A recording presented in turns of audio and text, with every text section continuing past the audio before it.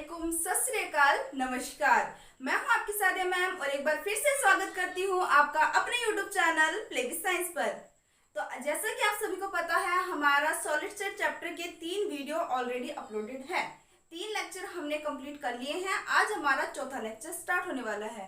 तो let's start the classes.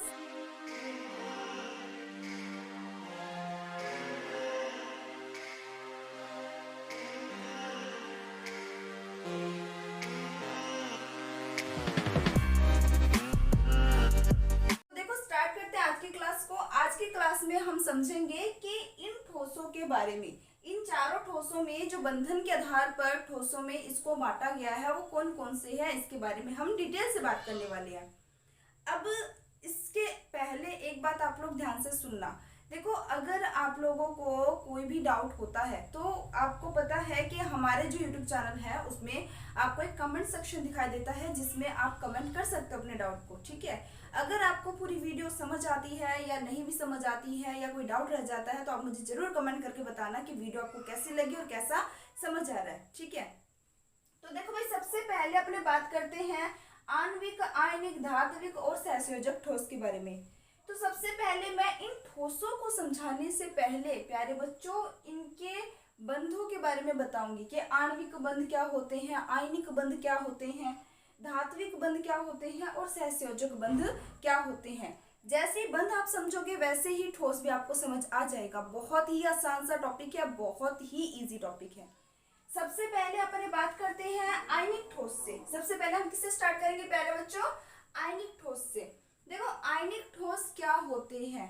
आयनिक ठोस का मतलब होता है कि जब दो परमाणु आपस में बंध बनाते हैं तो उसमें एक परमाणु तो अपना इलेक्ट्रॉन देता है और सामने वाला इलेक्ट्रॉन लेता है और उसके बाद उनके बीच में जो बॉन्ड बना लेने देने के कारण उसे हम कहते हैं आयनिक बंध।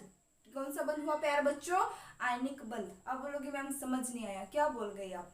ठीक है, अब इसको ध्यान से सुनना। ठीक है, सबसे पहले मैं यहाँ पे हेडिंग डालूंगी आयनिक बंध लिखकर। आयनिक बंध को सबसे पहले मैं समझाऊंगी और आयनिक बंध जिसमें पाया जाता है वो आयनिक ठोस होता है प्यारे बच्चों।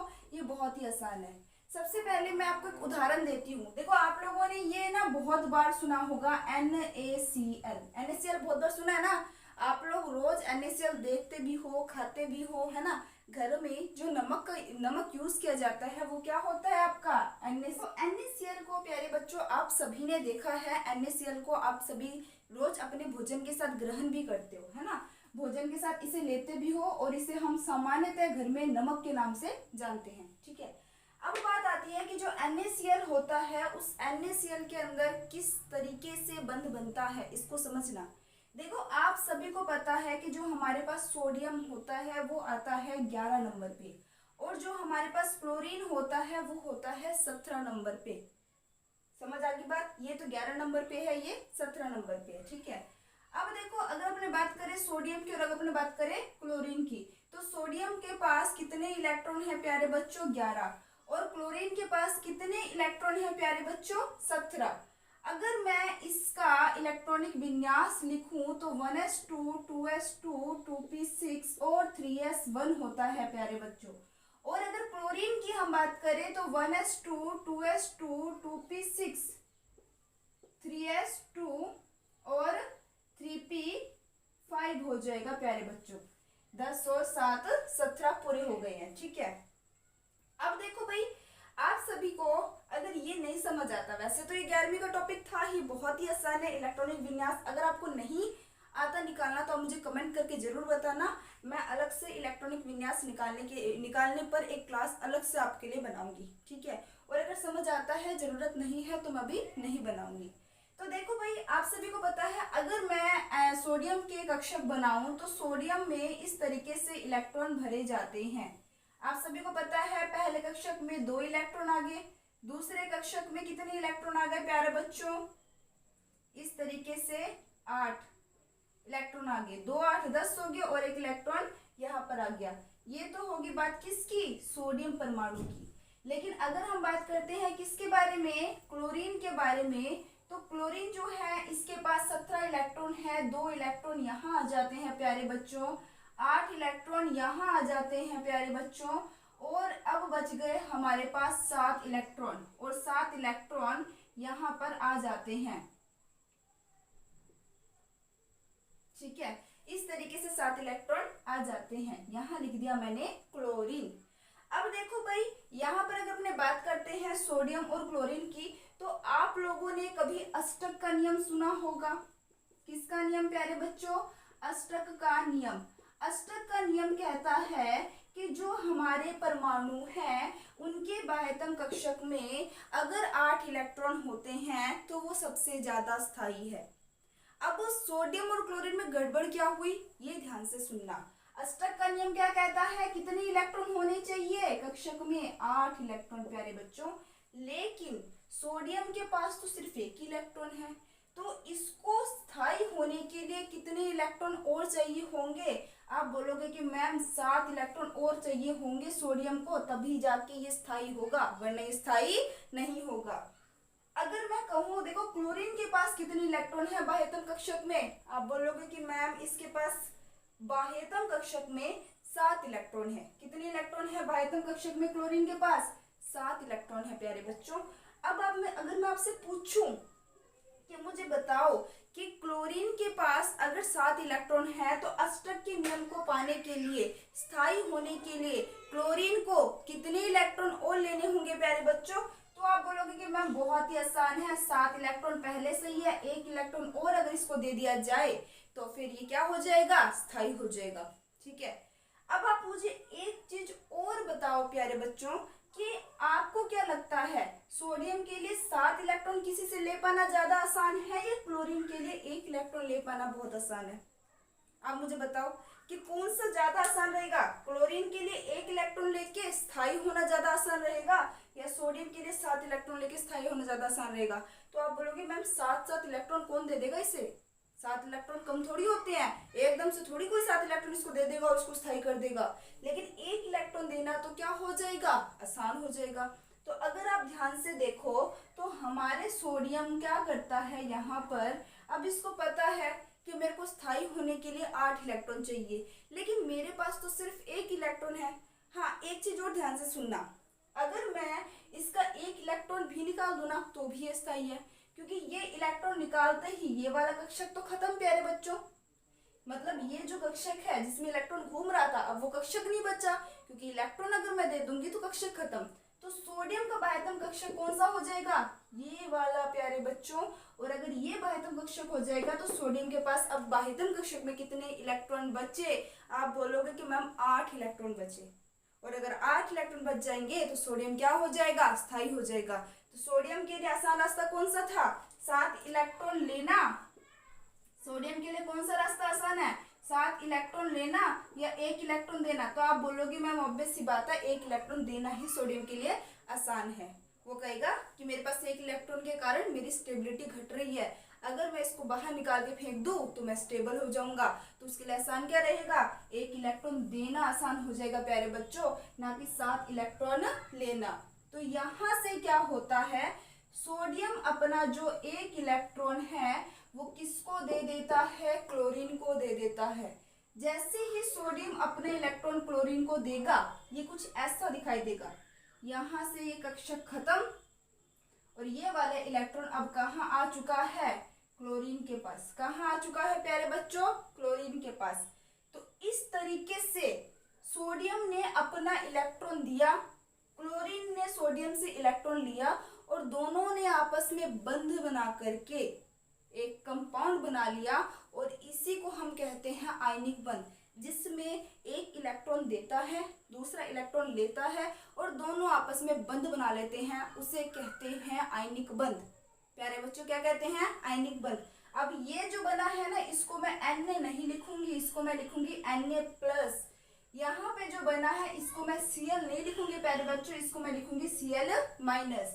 और आप सभी अच्छे से जानते हो, आप सभी बहुत समझदार बच्चे हो कि अगर Na+ और Cl- आपस में जुड़ जाता है तो बन जाता है NaCl। और ये NaCl कैसे बना? आयनों के जुड़ने से। कैसे बना? आयनों के जुड़ने से। जब परमाणु के ऊपर प्लस या माइनस चार्ज आ जाता है तो उसे हम नाम देते हैं आयन। क्या नाम देते हैं प्यारे बच्चों? आयन। ये है सोडियम का आयन, ये है क्लोरीन का आयन। दोनों आयन आपस में जुड़ गए तो कौन सा बंध बना इनके बीच? आयनिक बंध। कौन सा बंध बना प्यारे बच्चों? आयनिक बंध। और आयनिक बंध बनने के बाद जो पूरा ठोस बनता है, जैसे ये तो एक NaCl है, ऐसे 10-12 NaCl आपस में आके जब जुड़ जाएंगे, जब वो एक पूरी संरचना बनाएंगे तो उस ठोस को कहा जाएगा आयनिक ठोस। समझ आया प्यारे बच्चों? क्लियर हुआ? अब देखो भाई, अब आयनिक ठोस के बारे में और क्या बातें जो हैं आपको जाननी है, तो याद रखना जो आयनिक ठोस होते हैं ये उच्च गलनांक वाले होते हैं। इनका गलनांक क्या होता है? उच्च होता है। गलनांक, क्वथनांक, ये सारी चीजें आपको पता होनी चाहिए वैसे तो, लेकिन बस इतना याद रखो कि उसको गर्म करके पिघालने के लिए टेम्परेचर ज्यादा देना पड़ता है। तो आयनिक ठोस का गलनांक क्या होता है प्यारे बच्चों? आप बोलोगे कि मैम इसका गलनांक होता है उच्च। अच्छा, अगर आपसे पूछे क्या इसमें से इलेक्ट्रिसिटी फ्लो हो सकती है, क्या इसमें से विद्युत धारा का प्रवाह हो सकता है, तो देखो भाई हो भी सकता है और नहीं भी हो सकता, दोनों काम होते हैं इसके अंदर। अब आप बोलोगे मैम ये कैसी बात हो गई, मतलब या तो होएगा या तो नहीं होगा ना, सीधी सी बात है। हो भी सकता है, नहीं भी हो सकता का मतलब क्या हुआ? तो ध्यान से सुनना प्यारे बच्चों। देखो जब NaCl, जब नमक आपका किस अवस्था में हो? ठोस अवस्था में। किस अवस्था में हो? ठोस अवस्था में। तो ये ठोस अवस्था में होता है विद्युत का कुचालक। क्या होता है ये ठोस अवस्था में? विद्युत का कुचालक। कुचालक मतलब इसमें से इलेक्ट्रिसिटी फ्लो नहीं होती है। लेकिन जब ये द्रव या पिघली हुई अवस्था में होती है तो ये होता है विद्युत का सुचालक प्यारे बच्चों। ये विद्युत का क्या होता है? सुचालक होता है। अब आप बोलोगे कि मैम ये कैसे, समझ नहीं आ रहा। देखो आपको ना, नमक तो सभी ने देखा है ना, अगर एक डिब्बे में नमक है, ठीक है, और अगर उसमें कोई भी विद्युत का तार डाल दिया जाता है तो उस विद्युत के तार से ना, उस नमक से उस विद्युत के तार में कोई करंट, इलेक्ट्रिसिटी फ्लो नहीं होती है। मैं आपको एक चैप्टर पढ़ाऊंगी आगे, विद्युत रसायन, इलेक्ट्रोकेमिस्ट्री, वहां हम समझाएंगे कि कैसे आपके एनोड कैथोड डाल करके विद्युत धारा प्रवाह की जाती है। आप बस इतना याद रखो कि अगर ठोस नमक में, मतलब नमक का जो डिब्बा है उसमें से अगर तार डाल के इलेक्ट्रिसिटी फ्लो कराने की कोशिश की जाए तो उसमें विद्युत का प्रवाह नहीं होगा। लेकिन वहीं पे अगर एक गिलास पानी के अंदर नमक को घोल दिया जाए और उसके बाद उसमें इलेक्ट्रिसिटी वाली वायर डाल दी जाए तो उसमें विद्युत धारा का प्रवाह होगा। समझ आई बात? यानी जब NaCl ठोस अवस्था में था, मतलब जब आयनिक ठोस ठोस अवस्था में होते हैं तो ये विद्युत के क्या होते हैं प्यारे बच्चों? कुचालक। लेकिन जब आयनिक ठोस द्रव अवस्था में होते हैं या पिघली हुई अवस्था में होते हैं तो ये विद्युत के क्या होते हैं प्यारे बच्चों? सुचालक। समझ आ गई होगी बात? यहाँ तक बात क्लियर हो गया होगा। आई थिंक आयनिक बंध कैसे बनता है समझ आ गया, और आयनिक बंध समझ आ गया तो आपको ये भी पता लग गया होगा कि आयनिक ठोस क्या होते हैं। जो आयनिक बंध बनाते हैं, ऐसे कंपाउंड या ऐसे ठोस जिसके अंदर आयनिक बंध बनते हैं, उन्हें आयनिक ठोस कहा जाता है। I think is that clear to all. अब इसके बाद हम नेक्स्ट बात करते हैं धात्विक ठोस की, ठीक है। सेकंड पॉइंट कौन सा रहेगा आपका? धात्विक ठोस, ठीक है। यहाँ तक समझ आ गया होगा? अगर आप लोगों को समझ आ रहा है तो देखो बच्चों, वीडियो को लाइक जरूर किया कीजिए, लाइक किया कीजिए, कमेंट किया कीजिए और बताइए हमें कि हमारी क्लास आपको कैसी लग रही है, समझ आ भी रहा है या नहीं समझ आ रहा, हमारे द्वारा किया गया जो प्रयास है वो सफल हो रहा है या नहीं हो रहा, ठीक है। अब इसके बाद अपने बात करते हैं किसके बारे में? धात्विक ठोस के बारे में। दूसरा पॉइंट क्या रहने वाला है प्यारे बच्चों? धात्विक ठोस। देखो भाई, धात्विक ठोस की अगर अपने बात करते हैं तो धात्विक ठोस में क्या होता है, जो धातुएं होती है ना, जैसे लोहा है, चांदी है, सोना है, ये सारी की सारी क्या होती हैं? धातुएं तो होती है। अब ये जो धातुएं होती हैं ये आपस में जिस बंध द्वारा जुड़ी होती है उसे धात्विक बंध कहते हैं। आपस में जिस आकर्षण बंध द्वारा जुड़ी होती है उसे अपने क्या बोलते हैं? धात्विक बंध कहते हैं। और धात्विक बंध बनाने वाले ठोस को क्या कहते हैं? धात्विक ठोस कहते हैं। इसमें उदाहरण मैं सबसे पहले लिखूंगी, जैसे कि लोहा है Fe, जैसे कि सोना है Au, जैसे कि सिल्वर है Ag, जैसे कि कॉपर है। तो ये सारे के सारे क्या होते हैं, धातु होते हैं। ठीक है, अब आपने मानो एक लोहे की छड़ ले लिया या लोहे की कोई पन्नी ले ली या लोहे से बनी हुई कोई भी धातु ले लिया आपने, मतलब कोई भी आपने पात्र ले लिया। ठीक है, तो वहां पर क्या होता है, बहुत सारी Fe के कण होंगे। जैसे मान लो ये जो मैंने एक इस तरीके से पन्नी दिखाई है, ये किसकी बनी हुई है, इसको थोड़ा बड़ा दिखाती हूँ। इस तरीके से जो मैंने पन्नी ले रखी है प्यारे बच्चों, वो किसकी बनी है, Fe की। किसकी बनी है, Fe की। तो यहाँ पर ये सारे के सारे Fe इस तरीके से अरेंज्ड होते हैं। ये सारे के सारे Fe क्या होते हैं, इस तरीके से मौजूद होते हैं और इनके चारों तरफ इनके ही इलेक्ट्रॉन पाए जाते हैं। इनके चारों तरफ क्या पाए जाते हैं, इनके इस तरीके से इलेक्ट्रॉन पाए जाते हैं प्यारे बच्चों। और इनके चारों तरफ मुक्त इलेक्ट्रॉन के कारण इनमें विद्युत धारा भी क्या होता है, प्रवाह होता है। समझ आ रही है बात। देखो भाई प्यारे बच्चों, मेरे हिसाब से धात्विक बंध बहुत ही आसान है, कुछ नहीं है। जो भी आप धात्विक ठोस की बात करते हो, उस धात्विक ठोस में धातुओं के बीच में जो एक आकर्षण बंध बनता है, जो इनके बीच में एक अट्रैक्शन होता है, उसी को धात्विक बंध कहते हैं। और इस तरीके से पूरे पात्र को या पूरे अपने बोल सकते स्ट्रक्चर को धात्विक ठोस के नाम से जाना जाता है। Is that clear to all. और एक चीज और, यहाँ मुक्त इलेक्ट्रॉन पाए जा रहे हैं, तो ये विद्युत के क्या होते हैं प्यारे बच्चों, विद्युत के सुचालक होते हैं। सारी की सारी धातुएं विद्युत की क्या होती है, सुचालक। आप इसको ऐसे भी समझ सकते हो, लोहे की छड़ है, ठीक है, अगर आप कोई भी ऐसी तार है जिसमें विद्युत धारा का प्रवाह हो रहा है, जैसे मान लो आपके घरों में जो तार होता है, ये जो बोर्ड लगा हुआ है जिसमें से करंट फ्लो होता है, आपने अगर स्विच ऑन करके वहां पर अगर लोहे की छड़ को जाके टच करोगे तो क्या आपको करंट लगेगा या नहीं लगेगा, लगेगा। बिल्कुल नॉर्मल सी बात है कि अगर आप लोहे की छड़ को करंट वाली जगह पर जाके टच करोगे तो वो करंट क्या होगा, उस लोहे की छड़ से होते हुए आप तक आएगी। इसका मतलब उस छड़ ने क्या किया, विद्युत धारा का प्रवाह किया। और विद्युत धारा का प्रवाह क्यों हुआ, क्योंकि इसमें क्या पाए जाते हैं प्यारे बच्चों, मुक्त इलेक्ट्रॉन पाए जाते हैं। मुक्त इलेक्ट्रॉन हमेशा विद्युत धारा की गति में सहायता करते हैं। तो जो आपकी जितनी भी धातुएं होती है विद्युत की क्या होती हैं, चालक होती हैं। समझ आ गई मेरी बात, यहाँ तक क्लियर हो गया। और अगर आपसे पूछ लिया जाए कि इनका गलनांक कैसा होता है, तो इनका गलनांक भी क्या होता है, उच्च होता है प्यारे बच्चों। इनका गलनांक कैसा होता है, आप बोलोगे कि मैम इनका गलनांक भी क्या होता है, उच्च होता है। समझ आ गई।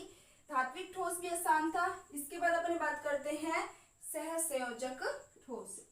इसके बाद अपने किसके बारे में बात करेंगे प्यारे बच्चों, सहसंयोजक ठोस। और सहसंयोजक ठोस कभी समझ आएगा जब आपको सहसंयोजक बंध के बारे में पता चलेगा। अब मेरी बात सुनना, सहसंयोजक बंध मोस्टली बनता है अधातुओं में। किसमें बनता है प्यारे बच्चे, अधातुओं में बनता है, ठीक है ना। अब अधातुएं क्या होती है, जैसे कि बोल दिया मैंने कार्बन है, जैसे कि बोल दिया मैंने सल्फर है, जैसे कि बोल दिया मैंने फास्फोरस है, जैसे कि बोल दिया मैंने ऑक्सीजन है। ये सारे के सारे क्या होते हैं, अधातु ही तो होते हैं ना। कार्बन, ऑक्सीजन, नाइट्रोजन, फास्फोरस, ये सारे के सारे क्या होते हैं, अधातु होते हैं। जिनमें धातु का गुण नहीं होता वो अधातु होते हैं प्यारे बच्चों। आई थिंक आपको समझ आ रहा होगा। अब सहसंयोजक बंध कैसे बनता है, देखो मैं आपको शुरुआत से बता रही हूँ। आयनिक बंध में क्या था कि एक ने इलेक्ट्रॉन दिया, दूसरे ने इलेक्ट्रॉन लिया, दोनों ही स्थायी हो गए और आपस में बंध बना लिया। लेकिन प्यारे बच्चों सहसंयोजक बंध में ऐसा नहीं होता। सहसंयोजक बंध में होती है 50-50% की पार्टनरशिप। मतलब एक इलेक्ट्रॉन तू दे, एक इलेक्ट्रॉन मैं देता हूं, तब जाके ये बंध बनाते हैं। जब दोनों ही जैसे मान लो दो अलग अलग दोस्त हैं, दोनों को एक बिजनेस खोलना है, ठीक है। अब दोनों को बिजनेस खोलना है तो दोनों क्या करते हैं, आप लोगों ने सुना होगा ना कि इन्होंने बिजनेस खोला है, पार्टनरशिप में खोला है। तो वो पार्टनरशिप में बिजनेस कैसे खोलते हैं कि 50% पैसे ये लगाता है और 50% पैसे ये लगाता है। क्योंकि आजकल बिजनेस खोलने के लिए अपने से सारा पैसा लगाना बहुत ही मुश्किल बात है।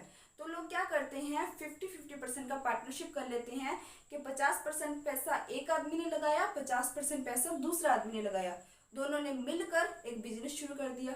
अब उस बिजनेस के अंदर जो लॉस होगा वो भी दोनों का आधा और जो फायदा होगा वो भी दोनों का आधा आधा होता है। तो ये कुछ वैसा ही है, जो सहसंयोजक बंध है वो कुछ कुछ पार्टनरशिप के जैसा ही है। जैसे मैं कार्बन की बात करूं तो कार्बन जो है वो किस तरीके से बंध बनाते हैं, देखो प्यारे बच्चों, इस कार्बन के पास इस तरीके से एक इलेक्ट्रॉन होता है, इस कार्बन के पास भी इस तरीके से एक इलेक्ट्रॉन होते हैं। दोनों क्या करते हैं, ये अपने इलेक्ट्रॉन को इसको देता है और ये अपने इलेक्ट्रॉन को इसको देता है।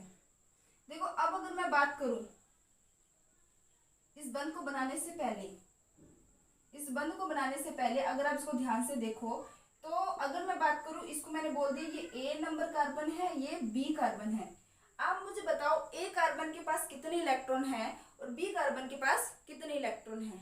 आप बोलोगे कि मैम बहुत सिंपल है, हमें दिख रहे हैं ए कार्बन के पास तो 4 इलेक्ट्रॉन है और बी कार्बन के पास भी 4 इलेक्ट्रॉन है कि नहीं। लेकिन अगर इनमें सहसंयोजक बंध बनता है तो दोनों क्या करते हैं, आपस में इलेक्ट्रॉन का साझा कर लेते हैं।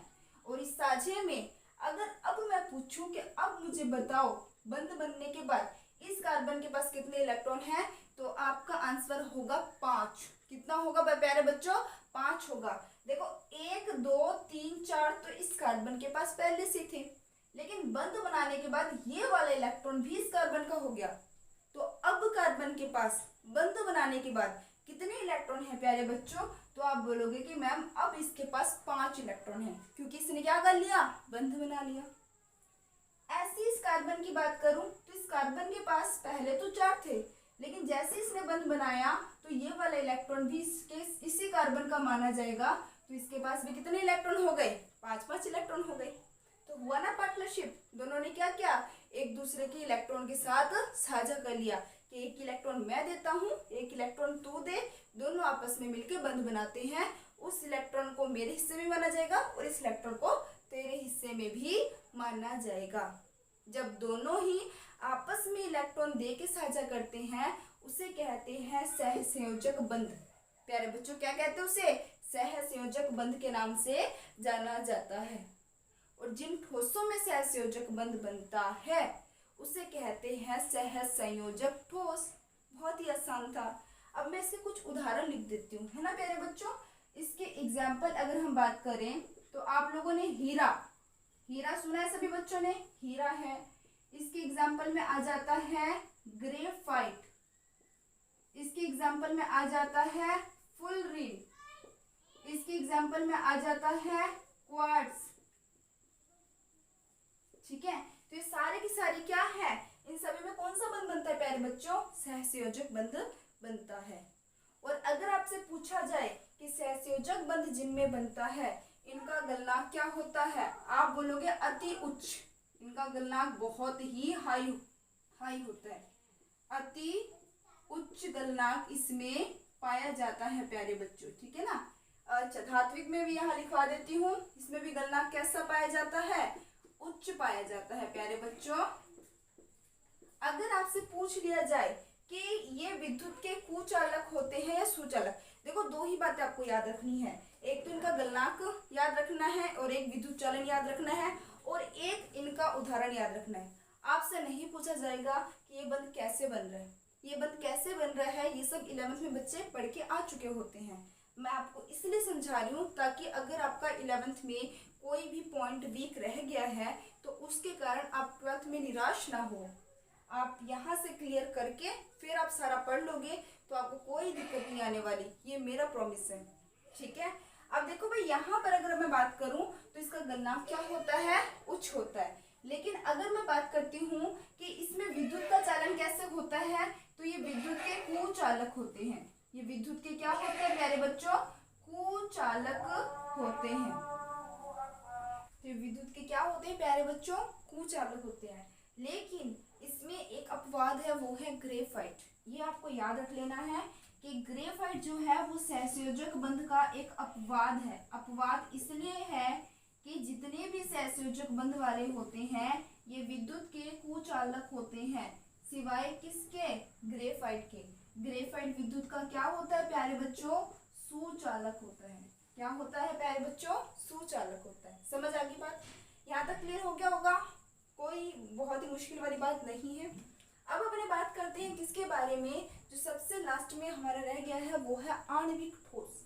अब देखो भाई, आणविक ठोस की अगर अपने बात करते हैं, किसकी बात करी प्यारे बच्चों, आणविक ठोस की। तो आणविक ठोस में एक शब्द आ रहा है अणु। आणविक ठोस में सबसे पहले आणविक बंध की बात करेंगे, ठीक है ना। आणविक ठोस जो है वो उसमें एक शब्द आ रहा है अणु। क्या शब्द आ रहा है, अणु। और अणु का मतलब आप लोग अच्छे से समझते हो, जब दो परमाणु आपस में जुड़ जाते हैं तो बनने वाले संरचना को अणु नाम दे दिया जाता है। तो ये जो आणविक बंध होता है, ये आणविक ठोस होता है, इसके अंदर जो ठोस बनता है वो किससे मिलकर बनता है, वो अणुओं से मिलकर बनता है। किससे मिलकर बनता है प्यारे बच्चों, अणुओं से। अभी तक आपने जितने भी देखे वो सारे परमाणुओं के जुड़ने से बन रहे थे। जैसे कि अगर मैं बात करूं, पीछे अभी हमने आयनिक ठोस की बात की, तो आयनिक ठोस में मैंने आपको बताया था NaCl।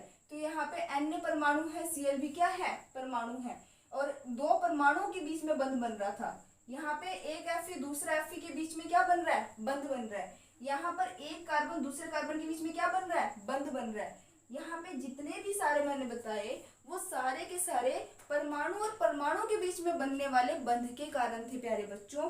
परंतु आणविक ठोस थोड़ा अलग है, क्योंकि यहाँ परमाणु नहीं बल्कि अणु और अणु के बीच में बंध बनता है। किनके बीच में बंध बनता है, अणु और अणु के बीच में।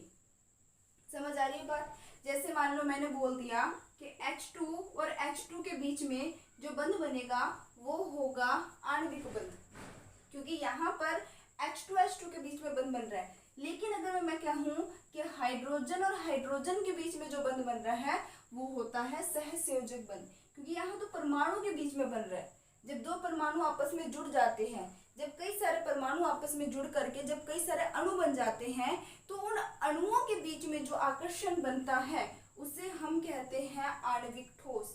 या उस अणुओं के बीच में जो आकर्षण बंध बनता है उसके कारण जो ठोस बनता है उसे हम आणविक ठोस के नाम से जानते हैं प्यारे बच्चों। क्लियर हुआ यहाँ तक बात। तो यहाँ पर अगर आप ध्यान से देखो तो दो अणुओं के बीच में जो आकर्षण बनता है ना, वो इतना मजबूत नहीं होता, वो बहुत ही कम मजबूत होता है।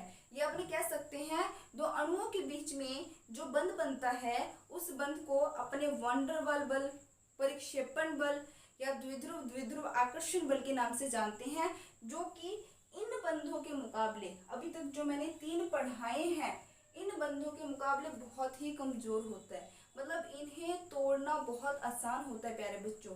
इस कारण से जो आणविक बंध बनते हैं जिनसे आणविक ठोस का निर्माण होता है, इनका गलनांक निम्न होता है प्यारे बच्चों।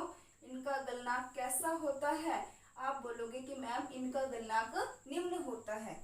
गलनांक निम्न का मतलब होता है कि इनको पिघालने के लिए कम टेम्परेचर देना पड़ेगा, और कम टेम्परेचर देंगे तो गलनांक क्या हो गया, निम्न हो गया प्यारे बच्चों। गलनांक कैसा हो गया, निम्न हो गया। समझ आ गई बात। और अगर आपसे पूछा जाए ये अगर इनकी अपनी बात करें कि जो हमारे आणविक बंध होते हैं ये आगे 3 भागों में डिवाइड होते हैं। कितने भागों में डिवाइड होता है प्यारे बच्चों, 3 भागों में। कौन कौन सा है, ध्यान से सुनना। सबसे पहले आता है आपका अध्रुवीय आणविक ठोस।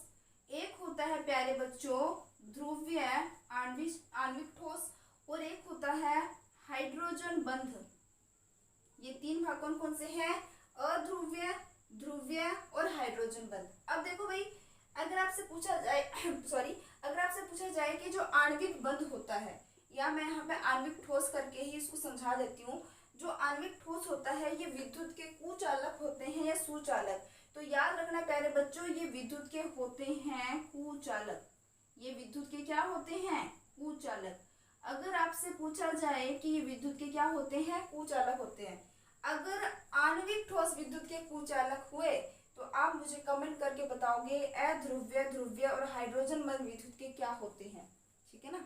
ये आप मुझे कमेंट करके बताओगे कि इनमें फिर कैसा गुण पाया जाता है, कि इसमें से विद्युत धारा का प्रवाह होगा या नहीं होगा, और किसमें होगा और क्यों होगा, ये सब बताना है आपको। ये कमेंट करना ही आपका होमवर्क है, ठीक है।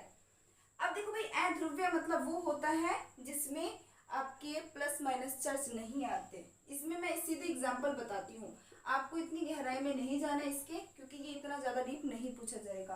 अध्रुवीय आणविक ठोस में आ जाता है, जैसे कि अपने बात करें Cl2 है, जैसे कि अपने बात करें CO2 है। CO2 भी कौन सा, ठोस अवस्था वाला, ठीक है, ठोस CO2। एक अपना बात करें I2 हो गया, ठीक है, एक अपने बात करें Cl2 हो गया। ये सारे के सारे अध्रुवीय में आते हैं।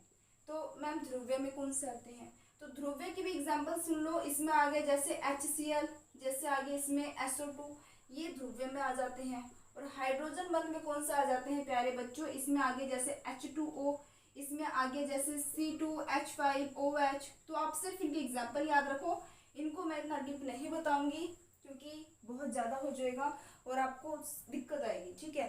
अगर फिर भी अगर आपको लगता है कि नहीं इनके बारे में हमें डीप जानना है, तो मुझे कमेंट करके बताना। जो जो चीज़ें आपको लगती हैं कि हमें इसके बारे में और जानना है, तो आप मुझे कमेंट करोगे तो मैं श्योरली इन पे एक अलग से वीडियो और बनाऊंगी, ताकि आपका बेस भी क्लियर हो, ठीक है। वो बेसिक वीडियो होंगी सिर्फ और सिर्फ, ठीक है।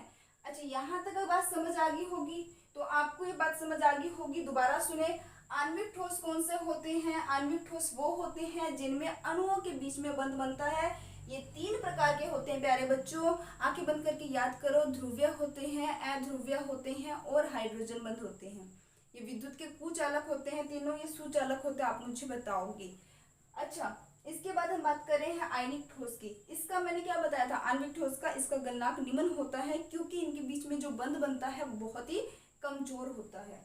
आयनिक ठोस की बात करें तो इनके गलनांक उच्च होते हैं। इसका बंध कैसे बनता है, जब कभी भी 2 परमाणु आपस में एक इलेक्ट्रॉन लेकर दूसरे इलेक्ट्रॉन दे करके बंध बनाता है, तो वो इस तरीके से बनने वाले बंध को आयनिक बंध, और इस प्रकार बनने वाले ठोस को आयनिक ठोस कहा जाता है। गलनांक उच्च होता है। और क्या बताया था प्यारे बच्चों, द्रव अवस्था में तो विद्युत के सुचालक, परंतु ठोस अवस्था में विद्युत के कुचालक होते हैं। और इसका उदाहरण मैंने आपको दिया था, जैसे कि NaCl, इसमें आप KCl भी ले सकते हो, ठीक है, इसमें आप AgCl भी ले सकते हो, बहुत सारे एग्जाम्पल आ जाते हैं। धात्विक ठोस की बात करें तो धातुओं के बीच में जो आकर्षण बल के कारण, जो आकर्षण बल के कारण बंध बनता है, उससे अपने कहते हैं धात्विक बंध। और इन धातुओं के जो बहुत सारे परमाणु या विभिन्न आपस में जुड़ करके जो ठोस बनाते हैं, उन्हें हम बोलते हैं धात्विक ठोस। गलनांक इनका उच्च होता है। विद्युत के ये क्या होते हैं प्यारे बच्चों, सुचालक होते हैं। उसके बाद अपन बात कर रहे थे सहसंयोजक ठोस की। इनका गलनांक तो बहुत ही उच्च होता है और इनके अंदर सारे के सारे अधातु होते हैं जिनमें बंध बनता है। और इसमें मैंने आपको बताया कि इसमें कैसे बंध बनता है, जब 2 परमाणु आपस में इलेक्ट्रॉन का साझा करते हैं, यानी जब 2 आदमी 50-50% का पार्टनरशिप करके बिजनेस खोलते हैं, तो उस प्रकार का बंध बन रहा है यहाँ पर, ठीक है ना। अच्छा, यहाँ पर एग्जाम्पल हीरा, ग्रेफाइट, फोल्डिंग, क्वार्ट्ज, ये सारे के सारे। लेकिन ग्रेफाइट को आपको अच्छे से याद रखना प्यारे बच्चों। ग्रेफाइट को आपको अच्छे से इसलिए याद रखना है क्योंकि ग्रेफाइट एक अपवाद है, क्योंकि सहसंयोजक बंध जितने भी बनाते हैं वो सारे के सारे प्यारे बच्चों क्या होते हैं, विद्युत के कुचालक। परंतु अपवाद ग्रेफाइट जो है वो विद्युत का क्या होता है प्यारे बच्चों, सुचालक। तो आई थिंक ये समझ आ गया होगा। अगर आप स्क्रीनशॉट लेना चाहते हो तो स्क्रीनशॉट ले लीजिए। बाकी मैं आपको यही एडवाइस दूंगी कि आप हमेशा अपने कॉपी पेन साथ में रखिए, अलग से एकांत में बैठ के नोट्स बनाएं और अच्छे से पढ़ाई करें। तो जल्दी से स्क्रीनशॉट ले लें। Okay, I think it's done. तो आप लोगों को सारा समझ आ गया होगा। समझ आ गया तो कमेंट करके जरूर मुझे बताना। कोई डाउट हो तो भी कमेंट करके पूछ सकते हैं। तो इसी तरीके से आप लोग हंसते रहिए, मुस्कुराते रहिए और पढ़ते रहिए केमिस्ट्री मेरे साथ। All the best, take care, bye bye.